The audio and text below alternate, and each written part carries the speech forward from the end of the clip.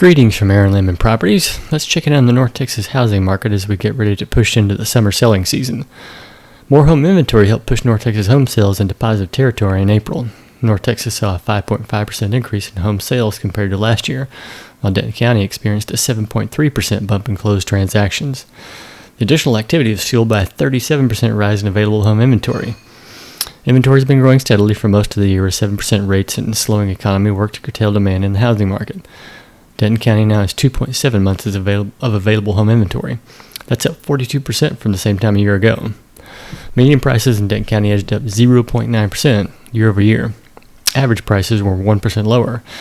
That extra supply is providing buyers with more options and keeping prices in check. Still normalizing. The housing market continues to normalize after massive COVID-era distortions.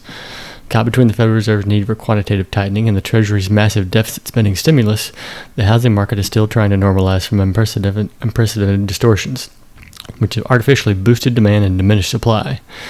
That normalization process can be seen as more investors unload some of their inventory into the market. The easy money has been made, so some of the over-leveraged and inexperienced speculators are selling their homes into a willing market. That's a good thing. The market still needs more inventory to provide any sustainable path to affordability. The over-financialization, hoarding, and speculation are still major problems in the U.S. housing market. Don't expect your local real estate agent to admit this simple fact. Overall sales activity is still depressed. NAR and most of the major brokers are still reeling from major lawsuits and settlements over inflated commission fees. At this stage of the cycle, fire industry participants are grasping at any short-term fixes that might generate more sales activity. Political hot potato. Washington is also ramping up the vote-buying shenanigans as we approach the November elections. It's pretty ironic to see a presidential candidate working to make homes more expensive when U.S. housing affordability is near generational lows. Biden's $400 housing tax credit scheme is a shameful attempt at buying votes. It's a ridiculous and dangerous idea which will only serve to stimulate demand and drive prices higher, precisely what the housing market doesn't need at this stage. A more sensible policy response would be to free up more inventory by driving more speculators out of the market. That requires will and the courage to do the right thing in the face of pushback from asset holders. In an election year, it's much easier to dangle carrots and candy paid for with other people's money. When many American families can't afford a medium-priced home, I'm pretty sure we shouldn't be encouraging existing owners to trade up for a little more space. The tug-of-war continues. The North Texas housing market is still caught in this tug-of-war in 2024, and on the one hand, the market is slowly normalizing as inventory rebounds. On the other, you have irresponsible policy responses and massive deficit spending reminiscent of a full-blown financial crisis. The labor market hasn't broken yet, but we are beginning to see some increases in unemployment claims and weaker job numbers. Inflation has exacted a heavy toll on most working families. Discretionary savings are shrinking for many people, while many are also tapping those revolving lines of credit, also known as credit cards. It's telling that Fannie and Freddie are tinkering with ideas to stimulate home equity loans, because that worked out so well in the last housing crisis. Politicians and finance industry participants will likely float more ways to muck up the market and stimulate sales volume. They are generally happiest when the numbers go up. Paying the bill for cleaning up the mess is generally someone else's problem later down the road. The futile effort to build your way out of the housing shortage.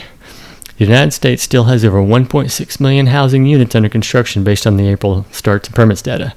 This simple fact hasn't stopped clueless economists and Fed apologists and industry talking heads from talking up a fake housing shortage. The latest housing starts and permits data shows single-family completions rose 15.4% in April.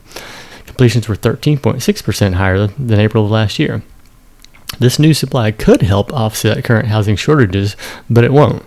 Rampant financialization and investor activity is more than offsetting increases in new home supply. Builders are even letting some of their own sales staff remove inventory from the market so they can rent it and cash flow it for their own personal gain. This is how we end up with the oft-repeated housing quote-unquote shortage. This industry-friendly narrative plays well in the financial media and real estate circles. It's complete nonsense, but that's the current world we live in. Don't take my word for it. Just think about all the spam solicitations you've received from investors week after week this year. There are no shortage of people or companies ready to buy your home or send you a cash offer. It's a nonstop barrage of housing financialization fueled by perverse incentives, helicopter money, interest rate manipulation, and excess liquidity. Who's the real customer? Publicly traded home builders seem to love their stock more than the homes they sell. The two largest home builders in America spent a combined $2.3 billion in fiscal 2023 on share repurchases. D.R. Horton, America's largest home builder, repurchased 2.7 million shares of company stock for $402 million in the second quarter of this year. It also paid out $99 million in cash dividends. Horton spent $1.2 billion in fiscal 2023 repurchasing company stock.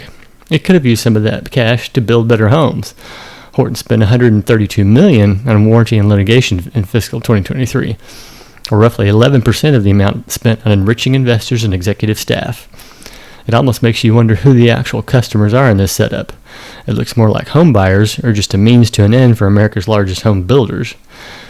If you've ever tried to navigate one of those customer service or warranty departments of these builders, you probably understand what I'm talking about. Let's just say there's a lot of low-hanging fruit available to improve the overall customer experience. If you're in the market to buy or sell a home, be safe out there. If you want to sell your house and you don't want to get stuck paying one of those inflated 6% commissions, give me a call. I would be happy to speak with you. That's it for now. Thanks for tuning in.